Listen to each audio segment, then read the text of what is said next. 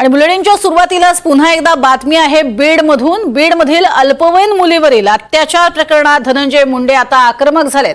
मुंडेंनी थेट आमदार संदीप क्षीरसागर यांच्यावरती निशाणा साधलाय। गुन्हा दाखल झाल्यानंतरही क्षीरसागर आरोपी सोबत होते असं धनंजय मुंडे यांनी म्हटलंय। तसंच पोलीस तपासावरही त्यांनी शंका व्यक्त केली आहे। या प्रकरणासाठी एसआयटी चौकशी व्हावी अशी ही मागणी आता मुंडेंनी केली आहे। गेल्या वर्षभरापासून एका अल्पवयीन मुलीचा मानसिक आणि लैंगिक छळ केल्याचा गंभीर आरोप आहे। त्यामुळे जनतेत तीव्र संतापाची लाट पसरली आहे। यावरनं धनंजय मुंडे यांनी संदीप क्षीरसागर यांना टार्गेट केलंय। ज्या दिवशी ही घटना एफआयआर घडली त्यावेळेस 11 वाजता हे संदीप क्षीरसागर त्या कोचिंग क्लासेसच्या तिथं होते। ते स्पॉट आयडेंटिफिकेशन सुद्धा काढता येतं, पोलिसांनी ठरवल्यावर ते सुद्धा निघेल। जे गोष्ट प्रथमदर्शनी मला दिसते त्या प्रथमदर्शनी तपासामध्ये दिसते आरोपी दोन पकडून विषय होत नसतो। 1 वर्षापासून तिचा लैंगिक अत्याचार चालू आहे, याचा अर्थ हा या दोन व्यक्तीला आणि त्या मुलीलाच तो माहिती असा होत नसतो। 1 वर्ष, ते 1 वर्ष कुणाला माहित होतं? त्या 1 वर्षात आणखी कुणावर लैंगिक अत्याचार झाले? या मुलीला कुणी यात ढकललं? त्या सगळ्या गोष्टी यायला नको, त्याच्याकडे पोलीस प्रशासन कुठे पाहत आहे?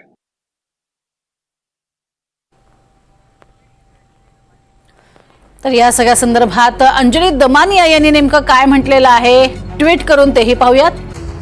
बीड जिल्ह्यात झालेल्या अत्याचारावर धक्कादायक माहिती मिळतीये। कोचिंग क्लासच्या मालकाला क्षीरसागर मदत करायचे। या प्रकरणात कारवाई होणं गरजेचं आहे।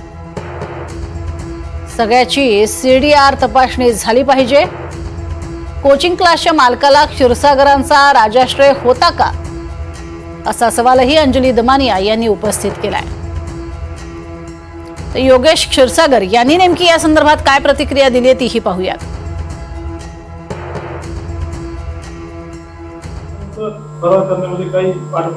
असू शकतं, ते नेहमीच त्यांच्या सोबत असतात, त्यांचे कामं बघतात, तर ह्या गोष्टीमध्ये त्यांनी त्यांचा सपोर्ट घेतला असेल।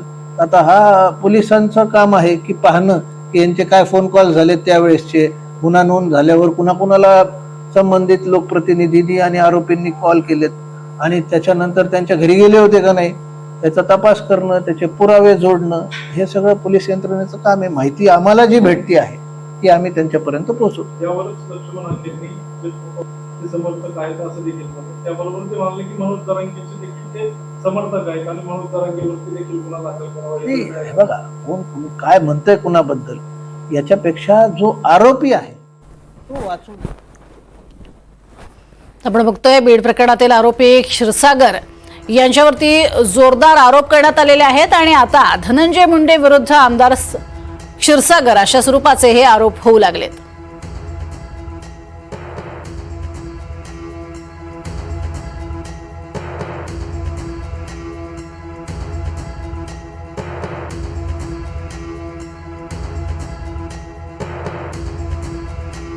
इकडे आपण बघतोय धनंजय मुंडे यांनी थेट गंभीर स्वरूपाचे आरोप केलेले आहेत। केवळ संदीप क्षीरसागर यांच्यावरच नाही तर एसपी नवनीत कावत यांच्यावरती सुद्धा गंभीर स्वरूपाचे आरोप केलेले आहेत आणि या संपूर्ण प्रकरणामध्ये कावत यांची भूमिका ही संशयास्पद असल्याचं म्हटलंय।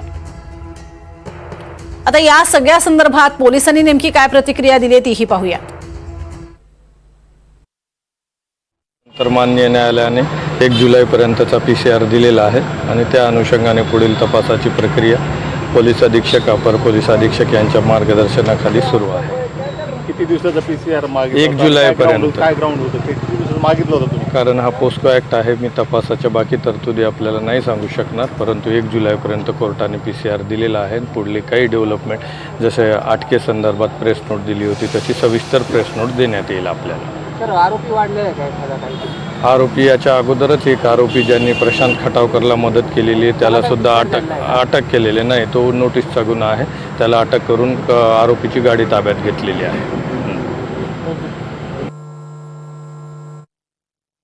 आपण या संपूर्ण प्रकरणामध्ये आपण बघतोय पोलिसांनी सुद्धा प्रतिक्रिया दिलेली आहे आणि आता एकमेकांवरती आरोपाची मोठी राळ उठलेली पाहायला मिळते. या संपूर्ण प्रकरणामध्ये स्वतः धनंजय मुंडे यांनी सुद्धा आता बोलायला सुरुवात केली आहे.